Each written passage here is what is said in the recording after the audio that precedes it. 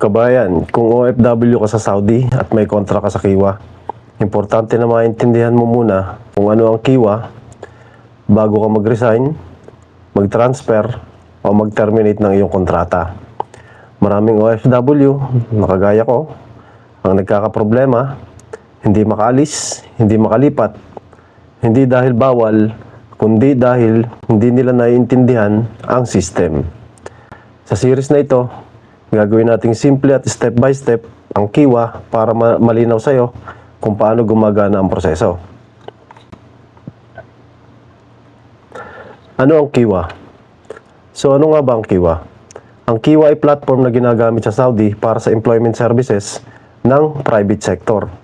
Dito nakarecord ang importanteng details ng mga trabaho natin, katulad ng contract, job offer, at mga request tulad ng transfer o resignation. Ibig sabihin, hindi lang ito simpleng system. Ito ang isa sa basehan ng employment mo dito sa Saudi.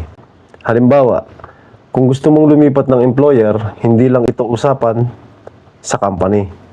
Kadalasan, kailangan dumaan ang proseso sa Kiwa at nakadepende ito sa status ng contract mo at eligibility. Kaya mahalaga, alam mo kung paano ito gumagana. Bakit importante ang Kiwa? Ngayon, bakit importante ang Kiwa sa'yo bilang OFW? Una, dito nakabase ang resignation mo. Kung mali ang proseso mo, maaaring ma-delay o hindi ma-approve agad. Pangalawa, dito nakabase ang transfer mo. Hindi lahat ng transfer ay automatic.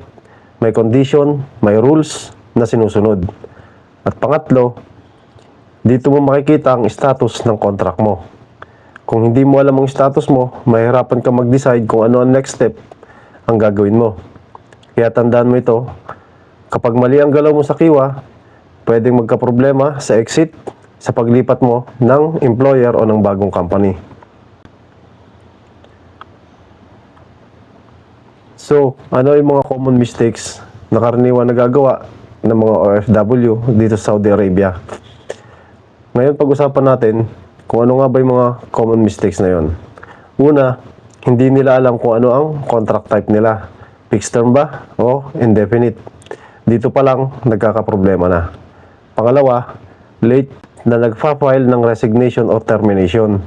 Akala nila pwede anytime, pero may tamang timing ito. Pangatlo, maling option ang pinipili sa Kiwa. Diyan maraming nagkakamali, nagkakaroon ng fines at violation. Minsan, nagkiklik lang ng option nang hindi naiintindihan. Kaya, nagiging invalid ang process at ayun nga, minsan nauuwi sa dispute.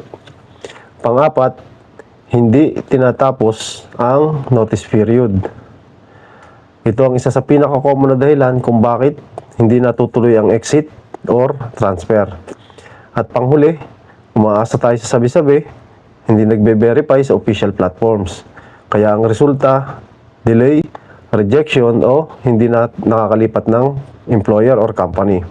Kaya importante kabayan, intindihin muna ang system bago gumawa ng aksyon. So ang next lesson natin, pag-uusapan ay ang contract types sa Kiwa. Yung fixed term or indefinite.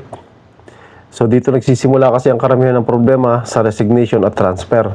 Kaya importante na maintindihan mo ito dahil sa contract types is magkaiba ang proseso para sa transfer, sa request at kahit sa termination.